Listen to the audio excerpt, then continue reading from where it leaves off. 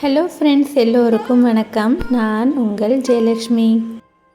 பொதுவாக ஒரு குடும்பம்னு எடுத்துக்கிட்டால் அந்த குடும்பம் நல்லபடியாக சிறக்கிறதுக்கு கணவன் மனைவி 2 பேரோட உழைப்பும் ரொம்ப அவசியம். பொதுவாகவே நம்ம சமுதாயத்தில் ஆணோட உழைப்புக்கு சரியான அங்கீகாரம் கிடைச்சிரும். ஆனால் ஒரு பெண்ணோட உழைப்புக்கு அங்கீகாரம் அவ்வளோ சீக்கிரத்தில் கிடைக்கிறது இல்லை. அதுவும் வெளியே வேலைக்கு போகாமல் வீட்டிலையே வீட்டு வேலையெல்லாம் செஞ்சுட்டு வீட்டை பராமரிக்கிற குடும்பத் தலைவிகளுக்கு அது கிடைக்கிறது என்னவோ கொஞ்சம் கஷ்டம்தான். வீட்டில் சும்மா தானே இருக்கங்கிற ஒரு பட்டம் மட்டும் நம்மளுக்கு ரொம்ப ஈஸியாகவே கிடைச்சிரும். ஆனால் பல பேருக்கு தெரிகிறது இல்லை, நம்ம வீடு சரியாக இருக்கிறனால தான் வெளியில் வந்து நம்மளால் சரியாக உழைக்க முடியுதுங்கிறத ஒவ்வொரு ஆணும் புரிஞ்சுக்கிட்டாலே அந்த இல்லம் சிறப்பானதாக இருக்கும். இப்படி குடும்பத்தையும் சிறப்பாக நிர்வகித்து நேரம் கிடைக்கிற பொழுது என்னோட வீடியோஸையும் பார்த்து சப்ஸ்கிரைப் பண்ணி சப்போர்ட் பண்ணுற அத்தனை குடும்ப தலைவிகளுக்கும் இந்த தருணத்தில் என்னோட நன்றியை தெரிவிச்சுக்கிறேன். இந்த வீடியோ ஒரு புதன்கிழமை எடுத்தது. இந்த vlog எடுத்த அன்னைக்கு உள்ள ஸ்பெஷல் என்னென்னா, சரிவர எந்த காய்கறியுமே இல்லாத நாளில் எப்படி டிஃபன் பண்ணி பிள்ளைங்களுக்கு ஸ்நாக்ஸ் செஞ்சு லஞ்சையும் கட்டி கொடுத்தேங்கிறது தான் சின்ன சின்ன டிப்ஸோடு அவங்கக்கிட்ட ஷேர் பண்ணியிருக்கேன். எல்லா வசதிகளும் நம்மக்கிட்ட இருந்து நம்ம அதை நிர்வகித்து கொண்டு போகிறது ஒரு தனி திறமைன்னா, எதுவுமே இல்லாத நேரத்துலேயும் குடும்பத்தை நிர்வகிக்கிறதும் ஒரு தனி திறமை தான். அன்றைக்கி என்கிட்ட எந்த காய்கறியுமே இல்லை, வெறும் வெங்காயம் தக்காளி ஒரு தேங்காய் மட்டும்தான் இருந்தது. அதை வச்சு எப்படி அந்த நாளை சமாளிக்கிறாங்கிறத முன்னாடியே பிளான் பண்ணி கொஞ்சம் கடலை மட்டும் ஊற வச்சுருந்தேன். கொண்டக்கடலையை வச்சு ஏதாவது பண்ணிக்கலாம் அப்படின்னு சொல்லிட்டு முந்தின நாள் ஊற வச்சுட்டேன். அதை காலையில் எழுமுனோடனே வேக வச்சாச்சு. கடலையை ஊற வைக்கும்போது அது ஸ்நாக்ஸ்க்கு கொடுக்குங்கிற ஐடியா மட்டும்தான் இருந்தது. ஆனால் கடலையை வேக வச்சு டீ குடிக்கிற அந்த கேப்பில் ஒரு ஐடியா வந்தது.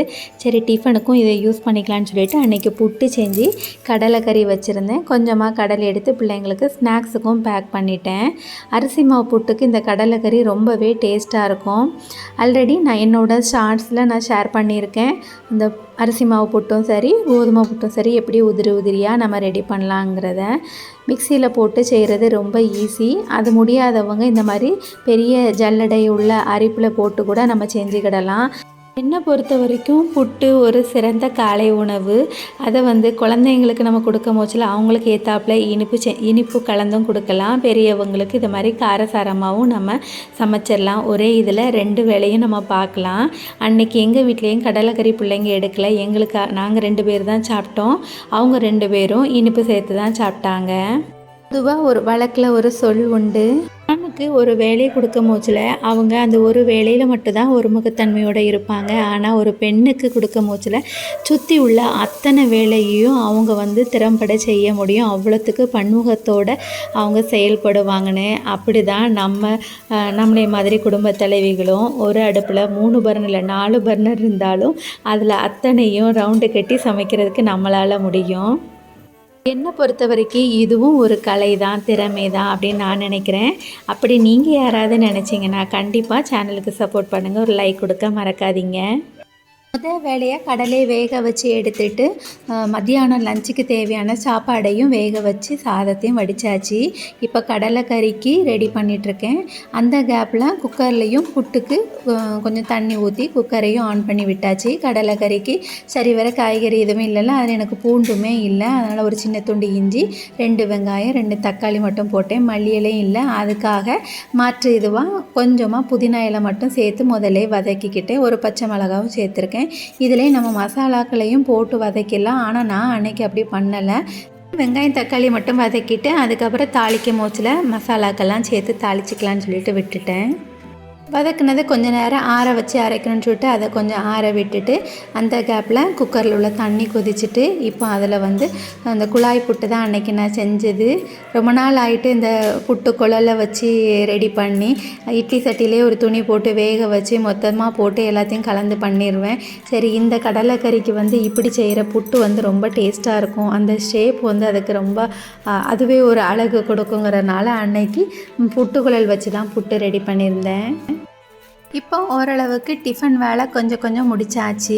இனிமேல் லஞ்சுக்குள்ளதை ப்ரிப்பேர் பண்ணுறதுக்கு லஞ்சுக்கு சைட் டிஷ் முதல்ல பண்ணிடலான்னு சொல்லிட்டு முட்டை இருந்தது. முட்டை காலையில் வாங்கிட்டு வர சொன்னேன். அதை வச்சு பிள்ளைங்க முட்டை ஆம்லெட் போட்டு கொடுத்தலாம். பையனுக்கு முட்டை பிடிக்காது, அதனால் ஆம்லெட் போட்டெல்லாம் அவ்வளோவா சாப்பிட மாட்டான். அவங்களுக்கு வந்து மாற்று வழியில் ஏதாவது செஞ்சு கொடுக்கணும். இப்போ உள்ள பிள்ளைங்கள்லாம் வாயால் சாப்பிட்றதுக்கு முன்னாடி கண்ணாலேயே முதல்ல சாப்பிட்ருவாங்க. அது என்ன கலரில் இருக்குது, எப்படி இருக்குது, என்ன ஷேப்பில் இருக்குது, அப்படியெல்லாம் பார்த்து தான் இப்போ உள்ள பிள்ளைங்க சாப்பாடையே எடை போடுறாங்க. நாங்கள்லாம் சின்ன பிள்ளையாக இருக்கும் போதுல அம்மா எதை செஞ்சாலும் பிடிக்கலன்னு சொன்னால் அதுக்கு ஒரு காரணத்தை சொல்லி எப்படியாவது எங்களை சாப்பிட வச்சுருவாங்க.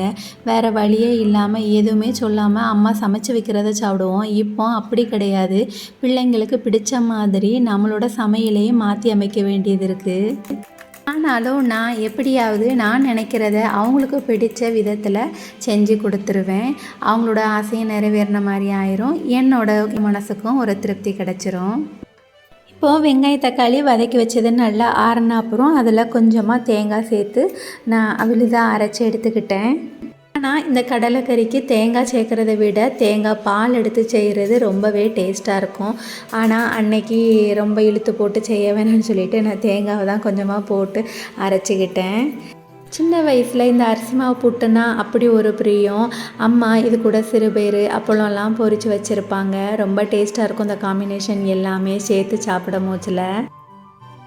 கடலைக்கறி தாளிக்கிறதுக்கு கொஞ்சமாக எண்ணெய் சேர்த்துருக்கேன். தேங்காய் எண்ணெய் சேர்த்தா இன்னும் டேஸ்ட்டாக இருக்கும். அதில் சீரகம், ஒரு சின்ன துண்டு பட்டை, ஒரு பிரிஞ்சி இலை, கொஞ்சம் கருவேப்பிலை சேர்த்து அரைச்சி வச்சுருக்க விழுதையும் சேர்த்து அது கூட நம்ம மல்லித்தூள், மிளகாத்தூள், மஞ்சள் தூள், கரம் மசாலா எல்லாம் சேர்த்து வதக்கிட்டு வேக வச்ச கடலையில் ஒரு 3/4 வாசி கடலையே சேர்த்துட்டு கொஞ்சம் கடலை எடுத்து மிக்சியில் அரைச்சி சேர்த்துக்கிட்டோன்னா குருமாவுக்கு டேஸ்ட்டாகவும் இருக்கும், கொஞ்சம் கெட்டியாகவும் இருக்கும். நான் அன்னைக்கு கொஞ்சம் தான் கடலை எடுத்திருந்தேன். ஏன்னா தேங்காய் வந்து நான் சேர்த்துருக்கிறதுனால கடலை ரொம்ப அரைக்கல. சும்மா பேருக்கு மட்டும் ஒரு 10-15 கடலையை போட்டு அரைச்சி எடுத்துக்கிட்டேன். இப்போ தேங்காய் சேர்க்காமல் இந்த கடலையை அரைக்கிறதா இருந்தால் கூட கொஞ்சம் கடலையை போட்டு அரைச்சிங்கன்னா உங்களுக்கு நல்லா கிரேவி பதத்துக்கு வந்துடும். இப்படி அரைச்ச எல்லாத்தையும் சேர்த்து மிக்ஸி ஜாரையும் அலசி ஊற்றுறதுக்கு அந்த கடலை வேக வச்ச தண்ணியையே யூஸ் பண்ணியிருக்கேன். எல்லாம் சேர்த்து கலந்து நம்மளுக்கு தேவையான அளவு தண்ணி இதில் சேர்த்து உப்பு செக் பண்ணிக்கணும். ஏன்னா கடலை இதில் வந்து ஒன்றே கவனிக்கணும். கடலையை வேக வச்சு நம்ம தண்ணி சேர்க்கும் போதுல அதுலேயே நம்ம உப்பு சேர்த்துருப்போம். அதனால் பார்த்து போடணும். எனக்கு அன்றைக்கி கொஞ்சம் தான் தேவைப்பட்டுச்சு. அதனால் போட்டுட்டு மூடி வச்சு கொஞ்சம் நேரம் கொதிக்க விட்டு இறக்கணுன்னா ரொம்ப ஈஸியான டேஸ்டியான கடலைக்கறி ரெடி ஆயிரும். இதே மெத்தடில் கருப்பு கொண்டக்கடலைக்கு பதிலாக வெள்ளை கொண்டக்கடலை சேர்த்து தண்ணியை ரொம்ப கம்மியாக சேர்த்து நல்லா கெட்டியாக செஞ்சால் சப்பாத்திக்கு தொட்டுக்க சூப்பரான சென்னா மசாலா ரெடி ஆயிரும். அன்றைக்கி முட்டை ஆம்லேட்டுக்கு ரெடி பண்ணதை தோசை தவாவில் ஊற்றாமல் பணியார சட்டியில் தான் ஊற்றிருந்தேன். பார்க்க அவங்களுக்கு ஏதோ பணியாரம் பார்த்தா ஒரு எஃபெக்டாகவே இருக்குங்கிறனால பணியார சட்டியில் ஊற்றி கொடுத்துருந்தேன். என் பையனுக்கு ஃபஸ்ட் ஸ்டாண்டர்ட் வர்ற வரைக்குமே இப்படி நான் ஆம்லேட் ஊற்றி கொடுக்குறது அவனுக்கு முட்டைன்னு தெரியவே தெரியாது. ஒரு வாட்டி மிஸ்ஸு தான் அதை எடுத்துகிட்டு இவன் என்னன்னு கேட்டிருக்காங்க. அப்போ இவன் பணியாரம் சொல்ல முடியல, முட்டை பணியாரமான்னு கேட்டிருக்காங்க. அன்னைக்கு தான் அவன் வந்து கேட்டான், அம்மா இதில் நீங்கள் முட்டை சேர்த்தீங்களா அப்படின்னு சொல்லிட்டு. அது வரைக்கும் புள்ள தெரியாமையே சாப்பிட்ருக்கு. அது ஒரு சந்தோஷம் எனக்கு. ரொம்ப நாள் கழித்து அவனுக்கு இப்போ தெரிஞ்சுட்டு இதில் முட்டை சேர்த்துருக்கோன்னு. இருந்தாலும் பரவாயில்லை, அவனுக்கு பிடிச்ச பணியாரம் ஷேப்லேயே கொடுக்குறனால கொஞ்சம் விரும்பி சாப்பிட்டுட்டு வந்தான். அன்னைக்கு லஞ்சுக்கு சைட் டிஷ் ரெடி பண்ணி முடிச்சாச்சு. இப்போ மெயின் டிஷ்க்கு வந்தாச்சு. குழம்பு எதுவும் வைக்கலை. நமக்கு பெரும்பாலும் காய்கறி இல்லாத நேரத்துலையும் சரி, நமக்கு உடம்பு முடியாத நேரத்துலையும் சரி, நமக்கு பெருசாக உதவுறது நாம் செஞ்சு வைக்கிற பொடிகள் தான். எனக்கு நான் ரெடி பண்ணி வச்ச கருவேப்பிலை பொடி தான் அன்றைக்கி உதவிச்சு. இப்படி ஒரு வழியாக லஞ்சு, பிரேக்ஃபாஸ்ட்டு, ஸ்நாக்ஸுன்னு எல்லாமே ரெடி பண்ணி பிள்ளைங்களுக்கும் ஸ்கூலுக்கு பேக் பண்ணி அனுப்பியாச்சு.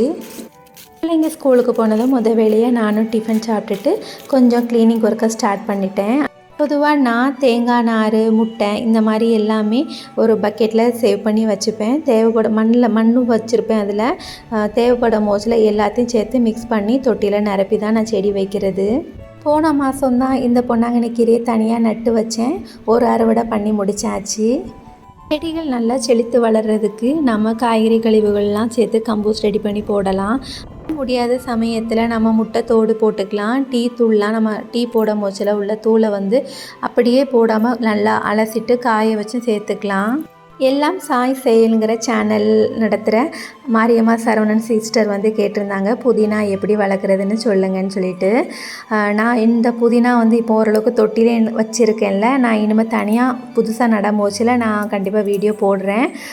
அது ஒன்றும் பெரிய விஷயம் இல்லை. அந்த நம்ம புதினா வாங்கிட்டு வந்து அந்த இலைகளை மட்டும் கிள்ளிட்டு அந்த தண்டை அப்படியே நம்ம மண்ணில் வச்சாலே போதும்.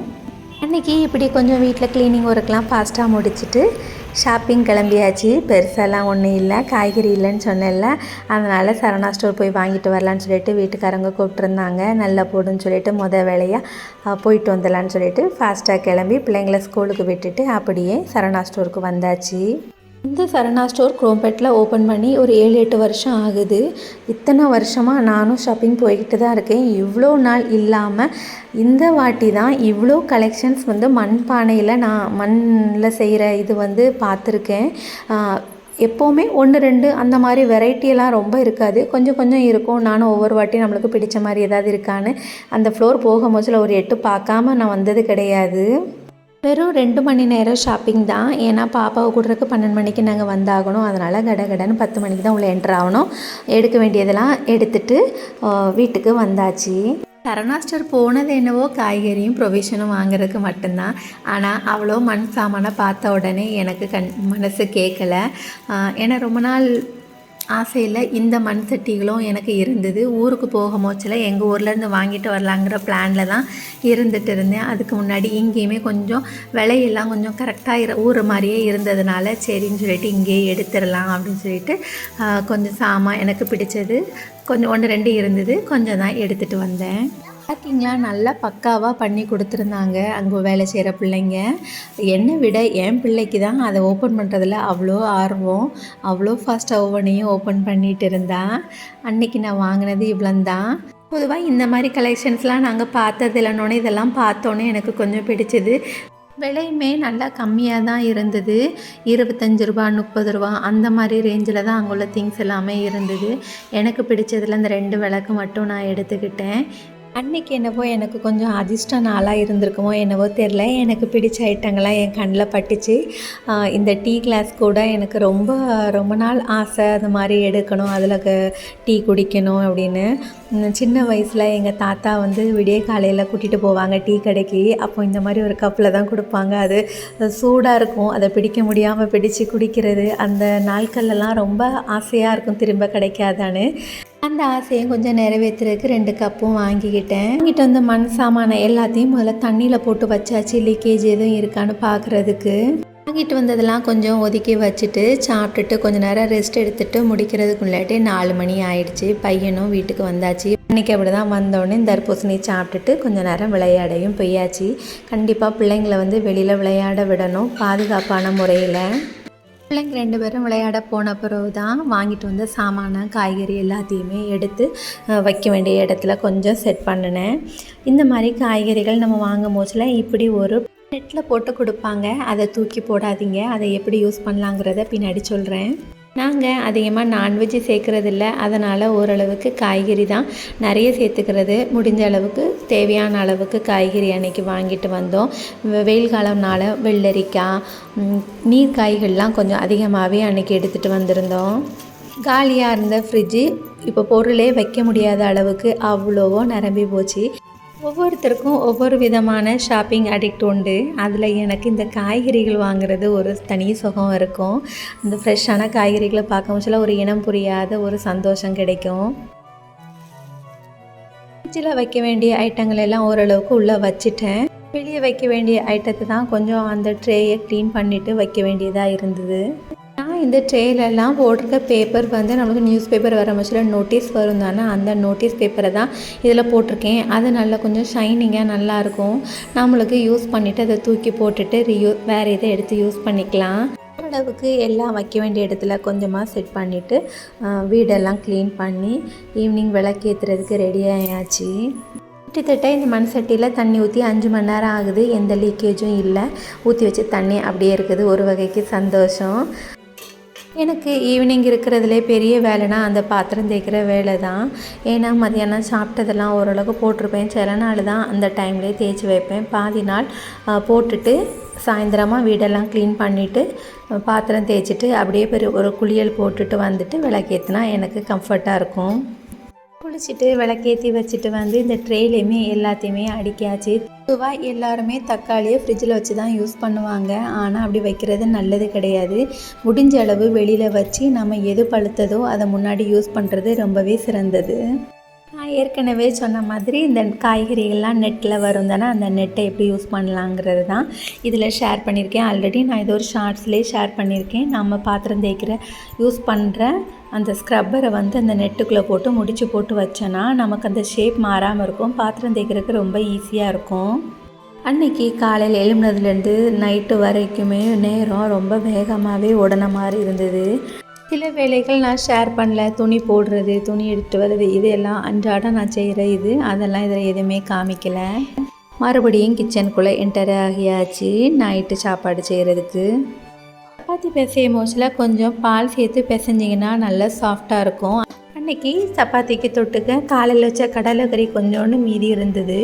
அது போக கொஞ்சமாக எக் புர்ஜி தான் செஞ்சுருந்தேன். இதுவும் நான் ஷார்ட்ஸில் ஷேர் பண்ணியிருக்கேன். முடிஞ்சால் போய் பாருங்கள். முட்டையில் இந்த சைட் டிஷ் பண்ணுறது சப்பாத்திக்கு ரொம்ப டேஸ்ட்டாக இருக்கும். அதே சமயத்தில் ரொம்ப ஈஸியாக சட்டுன்னு செய்கிற மாதிரி இருக்கும்.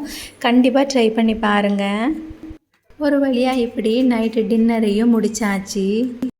குடும்ப தலைவிகளுக்கே உரிய நான்ஸ்டாப் கொண்டாட்டமான வேலைனா அது சமைக்கிறதும் பாத்திரம் தேய்க்கிறது தான்.